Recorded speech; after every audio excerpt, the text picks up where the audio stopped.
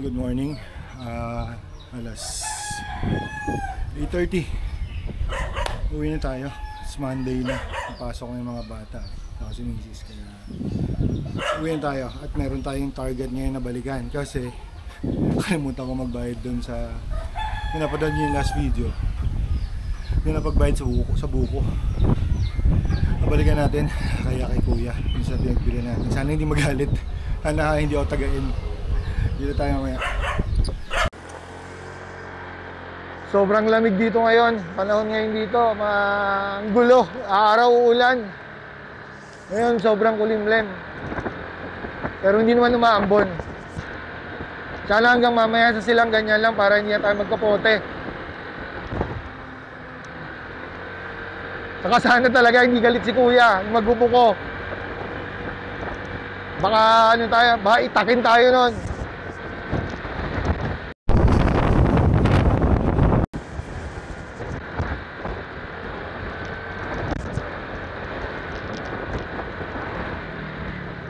Lakas ng hangin.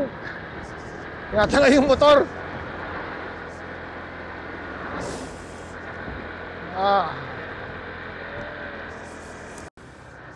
Mag-ano muna tayo.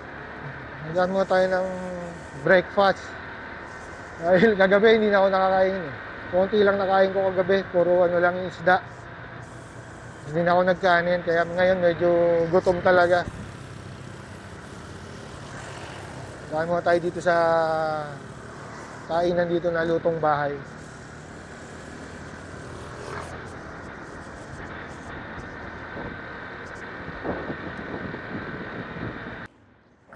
We're done eating. Hindi tayo ng isang gotong Batangas. Gasap na rin tayo. Para dire-diretso ng biyahe.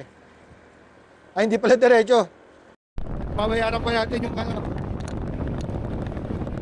buko na ininom ko.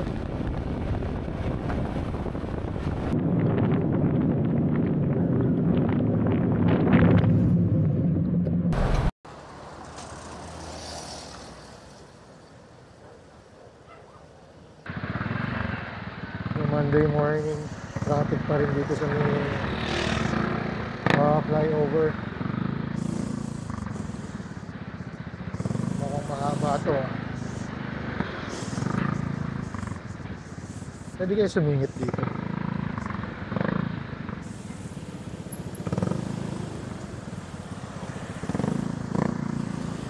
Ang haba ng traffic.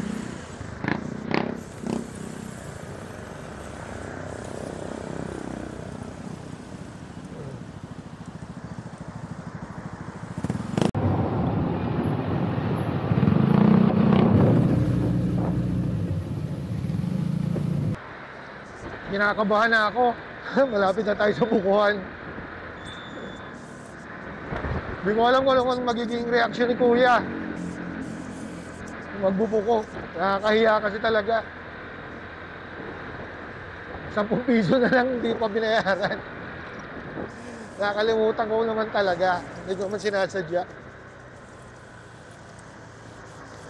Sana lang talaga hindi siya magalit.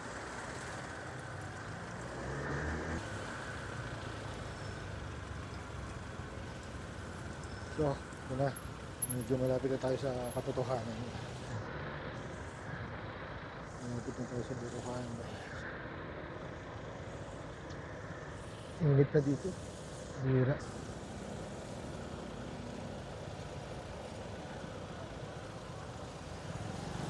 So,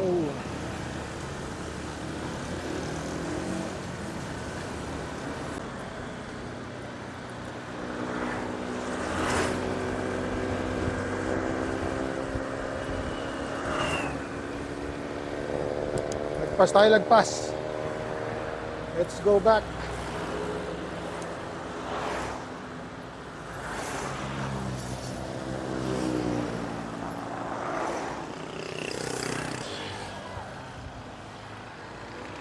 I-check natin kung ano reaction niya.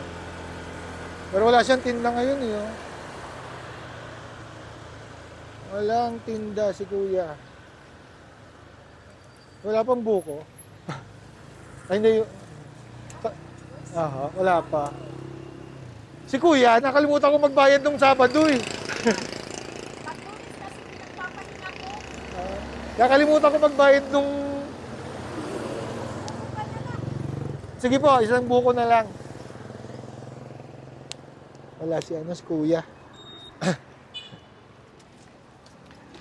Wala si Kuya, kaya... Wala rin siya ng tindang buko Diyos, kaya buko na lang. Dali lang ate. Kukunan ko yung ano, pagbabalat mo. Ay wala, tapos na. Ang bilis ah. Magkano ito? Ano na lang yan? Ano yun? Ano lang yan sa'yo? Pa? Free na lang yan. Hindi ho. Hindi na ako nakapagbayad nung nakaraan eh. Sunod ka na lang.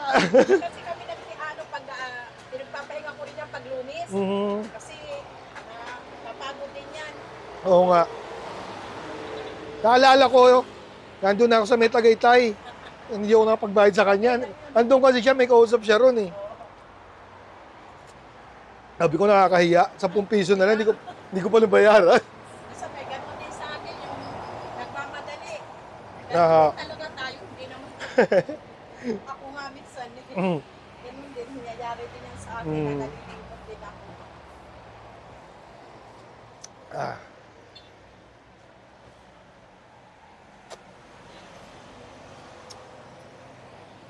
Kaya kasi dito ang nag-aasikaso sa buko. Lagi kasi akong wala. Aha. Babantay ako. Saan lang gagaling itong mga buko niya? Baba yan ng mga kapatid ko sa... ang nagde-deliver nito, mga kapatid ko. Ah, mga kapatid niyo rin, parang family business nyo na talaga. Ganyan. Talaga ang mga ano namin. Negosyo talaga. Saglit lang, wala kang masyadong aanuhin dito kung ano kasi nag-country ako. Lahat ng business ginawa ko rin yan. Aha. Nakakapagod. Okay, mabinta. Mm. Nakakapagod. Ito talaga pinakamadaling ano lang, ganyan lang. Kay padalawa-dalawang piso ka lang dito, okay na. Pwede na, basta dire-diretso naman. Aha. Magkano po, mami? Ano lang? Yung, okay na yan. Hindi ho. O, tama na yan. Hindi yan lang. O, sige na, sasunod na. Eh, hindi. Kaya na suki mo. Salamat po. Thank you po ng marami. Taga dito po talaga kaya? Ay, Bicolana ka. Ah, Bicolana. Pero, halos dito na talaga kami na, ano, Aha. dito na ako nag-high school. Ah. Yung mga kapatid ko dito, mga nasa 60 years na. Pero taga Bicol talaga kayo. Umuwi-uwi lang din kayo. Magbabakasyon. Ngayon dyan, magbabakasyon naman kami. Sige po. Salamat po. Okay. Thank you. Yan, bait na libre. Ay ko. Nalibre pa tayo ng buko. Maganda yung buko.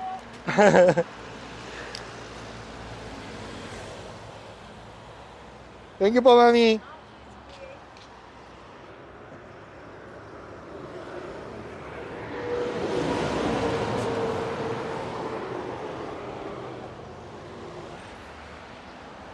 So, let's go na.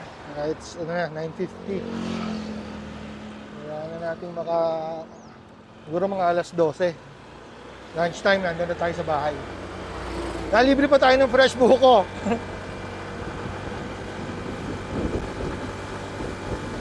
Kaya, yun. Salamat kay mami.